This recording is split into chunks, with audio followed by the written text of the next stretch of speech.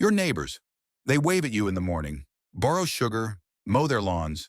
Harmless, right? But what if the people living closest to you weren't who you thought they were? What if, when the sun sets and the world goes quiet, the ones next door were hiding something darker, something that could break into your life in the most terrifying ways? Tonight, we uncover three true neighbor horror stories that prove evil doesn't always come from strangers. It can live right beside you. So lock your doors, pull your curtains tight, and let's step into the shadows together. Story 1. The Digging Neighbor. The storm had been raging for hours. Rain slammed against the windows in sheets, the roof groaning under the weight of water. Midnight passed, and yet sleep would not come. That's when he heard it. A metallic clink followed by the steady scrape of earth. It wasn't thunder, it wasn't wind. It was the unmistakable rhythm of a shovel biting into soil. At first, he dismissed it. Maybe the storm had knocked something loose. Maybe trash cans had toppled. But the sound continued, measured, deliberate, relentless. Heart racing, he crept to the curtain and pulled it back just an inch. The yard was a blur of darkness and rain. Nothing moved. Nothing but the rain hammering the mud. Yet the sound was still there. Someone was digging. Then came a knock. At the door stood John, his neighbor. Mud streaked his clothes, rain dripped from his hair. His face carried a strange calmness, a casual smile that didn't quite reach his eyes. "Sorry about the noise," John said. "There's a broken pipeline in your yard. I'm just fixing it. Could you lend me some light?" But the homeowner knew his property. There were no pipelines buried in that soil. His voice trembled as he replied, "That line runs under the street." "Not here." For a moment, John's eyes narrowed. Then with a chuckle, he shrugged. "Maybe I remembered wrong. Good night." The door shut, but the unease remained. Not long after, the doorbell rang again. Softer this time, but persistent. John stood there holding a weak flashlight. "Battery's dead. Could I borrow one of yours?" The request seemed simple, but every instinct screamed danger. "Sorry, John, I don't have a spare." The lights dimmed. The house sank into silence until the sound returned. At first, just faint tapping, then heavier, closer. Footsteps on the porch, the creak of wood, a pause at the door, then scraping at the lock. Panic surged. He stumbled back as drawers opened somewhere inside. Cupboards slammed shut. Someone John was moving through his house.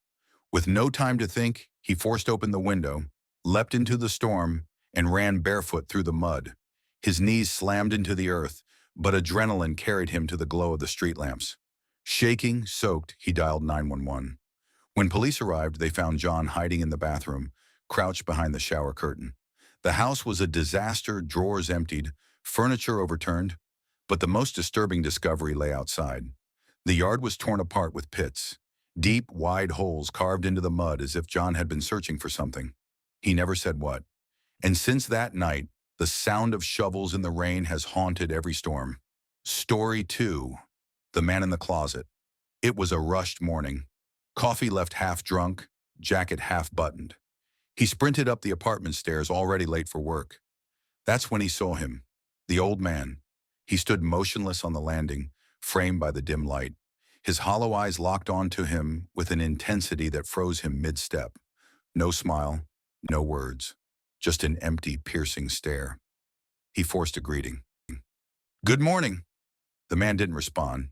Instead, he drew in a long, raspy breath and tilted his head slowly, unnaturally, like a puppet.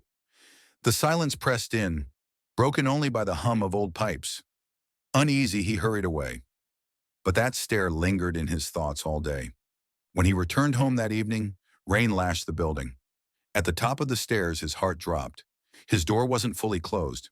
Through the crack, the apartment lay in shadow. He pushed the door open. Mail scattered on the floor, a kitchen drawer half open, and on the carpet a wet footprint, fresh from the storm. A voice inside urged him to leave, but curiosity dragged him deeper. The air was heavy, thick. He held his breath, straining for sound. Then he heard it, a faint ticking noise, irregular, coming from the closet. His hands shook as he gripped the handle. Slowly, he pulled it open. The old man was inside, sitting hunched in the dark, wearing the jacket he thought he'd lost days ago. In his hand gleamed a screwdriver. His eyes were void of life, fixed on him as if he had been waiting. Terror propelled him backward. Screaming, he fled into the hall and called the police. When they arrived, the old man was still there. Calm, silent, as though nothing had happened. He didn't resist. Officers found the missing key in his pocket. That night changed everything. The thought that his neighbor had been quietly entering his home, sitting in the shadows, watching, burned into his mind. Now every creak of the closet door makes him wonder if someone's inside. Waiting. Story 3. The Silent Watcher. It was another stormy night. He sat by the window, staring out into the street. That's when he noticed it. The neighbor, standing in his own window, staring back. Their eyes met. The figure didn't move, didn't blink, just watched. Moments later, the doorbell rang. He opened it to find the neighbor drenched in rain, coat clinging to his frame. His voice was flat. "My phone isn't working. Can I use yours?" Something in the tone made his skin crawl. "I'm sorry. Not right now." He shut the door firmly. But the unease grew.